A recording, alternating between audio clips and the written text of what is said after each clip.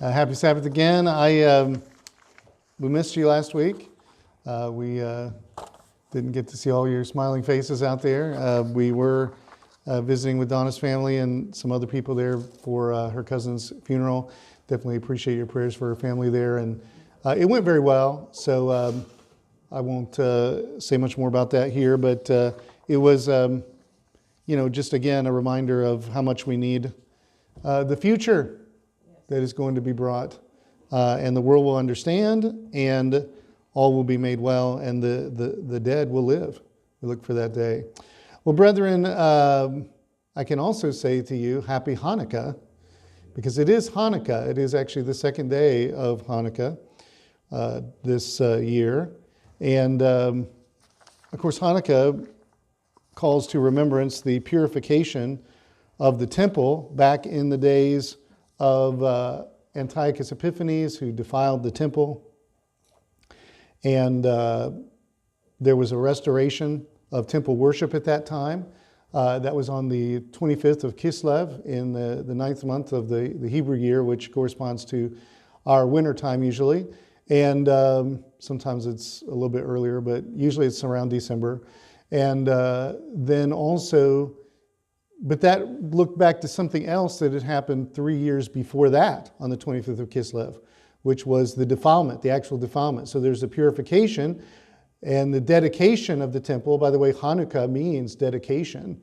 And there was that time of rededicating the temple. But also on that same day was when you had that defilement a little bit earlier. And I want to talk about that a little bit because, of course, we are told to look for something like that here in our day, in the future, as we're coming up on that.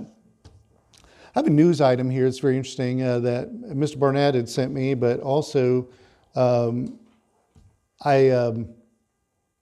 we wrote this up as a piece for the next current events and trends in the magazine, and it's Europe looks to internationalize Gaza while the Vatican seeks that for Jerusalem. The fighting between Israel and Hamas could have far-reaching implications involving Europe.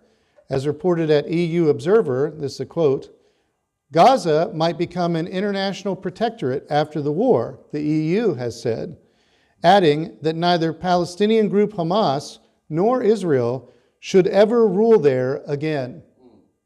Said European Commission President Ursula von der Leyen, there can be no long-term Israeli security presence in Gaza.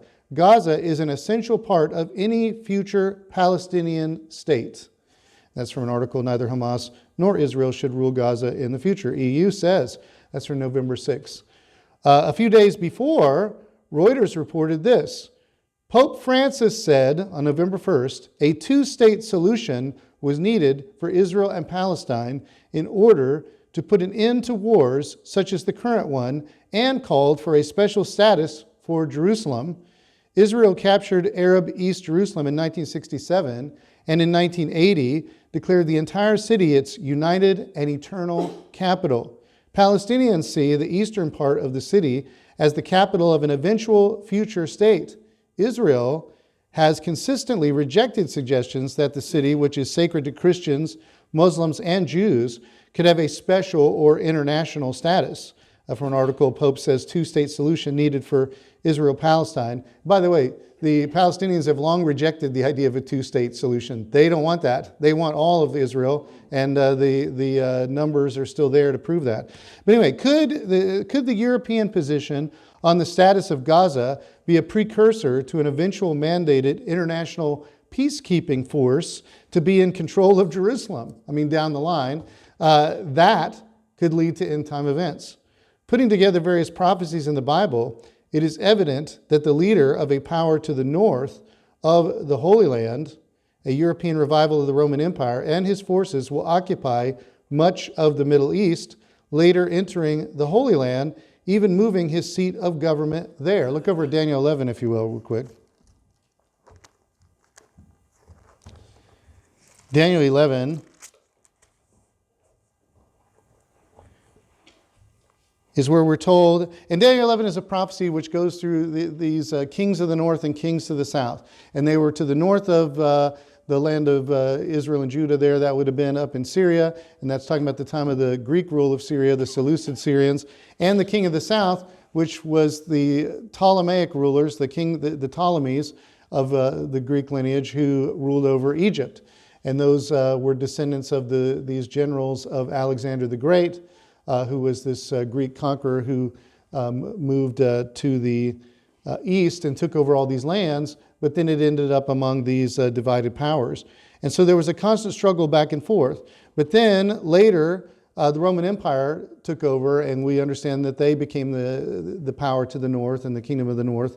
And that in the end time, there's going to be a revival of that northern power, which is what we see here at the end. It says in chapter 11, verse 40, at the time of the end, the king of the south will attack him, the king of the north, and the king of the north will come against him, of the south, like a whirlwind with many chariots, horsemen, and many ships.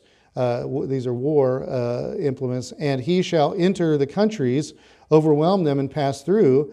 And that's because he's attacking to the south, where this attack came from. And he also will enter the glorious land. That's the Holy Land. And many countries shall be overthrown. But these will escape, Edom, Moab, and the prominent people of Ammon. That's where the nation of Jordan is today. He shall stretch out his hand against the countries. The land of Egypt shall not escape. He will have power over the treasures of gold, silver, over all the precious things of Egypt, also the Libyans and Ethiopians. So this is all North Africa and the Middle East is going to be dominated by this northern power that comes down in there. But you know, back in the New Testament, there's something, hold your place right here in Daniel. I'm going to flip to something that Jesus said in Matthew, if you flip over there. In Matthew, let's look at chapter 24. Matthew 24. And here in Matthew 24, Jesus said, and look at verse 15, therefore, and he's going through these end time events, and then he says, therefore, when you see the abomination of desolation spoken of by Daniel the prophet standing in the holy place, whoever reads, let him understand. That was apparently a note probably added by Matthew later, but how about that? I mean, this is something that we should take note of, is what it's saying here. Like, pay attention to this and get the point. Then let those who are in Judea flee to the mountains. And it goes through and it says that this is going to end up in verse 21. For then there will be great tribulation, such as not been since the beginning of the world, to this time known or ever shall be. And unless those days were shortened, no flesh would be saved. But for the elect's sake, those days will be shortened. So this leads right into the time of the great tribulation, is this setting up of the abomination of desolation, or the abomination that makes desolate. It could also be rendered there. And then if you look over in Luke, by the way, it's also mentioned in Mark. But if you look over in Luke, it uses different wording here. In Luke chapter 21, which is another giving of the Olivet prophecy, another record of the Olivet prophecy, the words used here in Luke 21, or Luke 21 in verse 20, he actually says, but when you see Jerusalem surrounded by armies, then know that its desolation is near. So the desolation has to do with the desolation of Jerusalem. So you see the abomination of desolation, the abomination that makes desolate. It's that thing that leads to this. So they all go together. And here we see a surrounding by armies that is going to bring about this condition. Because apparently there's going to be, if you will flip back over to where we were, back over into Daniel chapter 11, it tells us something else that I want to note that's going to happen. It says in verse 44, but news from the east and the north will trouble him, this northern ruler. Therefore, he will go out with great fury to destroy and annihilate many, and he shall plant the tents of his palace. It says between the seas and the glorious holy mountain. I think that should actually say between the seas in the glorious holy mountain. In other words, the holy mountain is Jerusalem, and it's between the Dead Sea and the Mediterranean Sea. Yet he will come to his end, and no one will help him. But so he's going to move his capital actually there to Jerusalem. The beast power will actually establish his base and his capital there, his throne basically there in Jerusalem. And I think that's because he wants to be like he's like Jesus as well. He wants to be like he's the ruler in that sense. But he's also vying. He's in partnership, we know from various prophecies, with this character called the false prophet. Okay, but the false prophet is also vying with this figure. Even though he supports him in some ways, they also vie with one another, and they don't get along so well. Because, Satan's minions don't get along so well with each other. And they're always vying for control and who's in charge. So we will see at the end, and I could just refer you to 2 Thessalonians 2, where it mentions this man of sin, the son of perdition. It says, who sits in or at, it should be, sits right up unto, actually it says, the temple of God, showing himself that he is God. So he is going to be, this is this man of sin who presides over this lawless system. Some people think that's the political ruler, but I actually do think it's the religious ruler. But both of them have that sort of claim to try to be Jesus on earth, so to speak. And they're going to these aspects of it. And they'll both be down there in the Holy Land. They're both going to set up, as it were, their headquarters there at Jerusalem. Well, when they do, we had a record of what happened in ancient times. Here in Daniel 11, it mentions what happened at the time of Antiochus Epiphanes. If you look back in verse, there's this account all the way between, I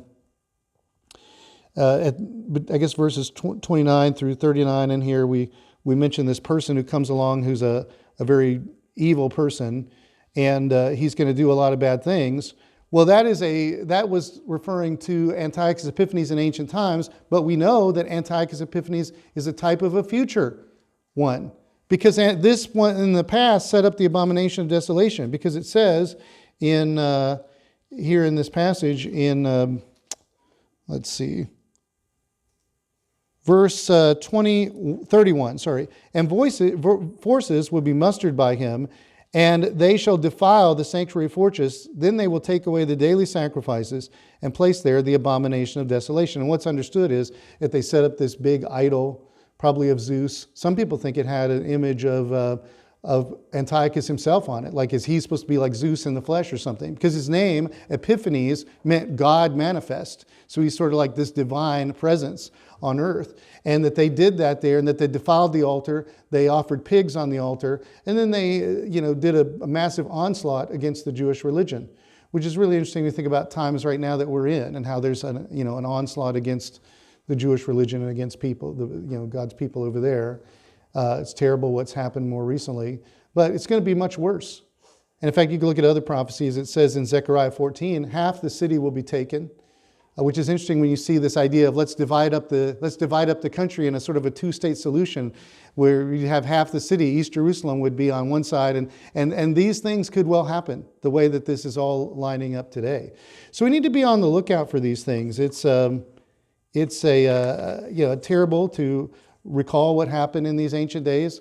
And I do recommend, looking at these passages here in Daniel 11.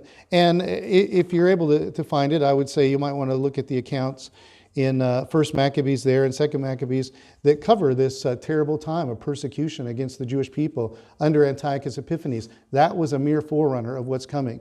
We think about the worst time that when the Jews had to deal with the Holocaust under Adolf Hitler, how horrible that was. There's a lot of people in our country, America, who don't, young people especially, who don't even believe that actually happened. It's shocking. It's a massive number that I don't have it in front of me, but I couldn't believe it when I saw it. But it's 25%. It's crazy. How is that possible? But yet so many people don't understand.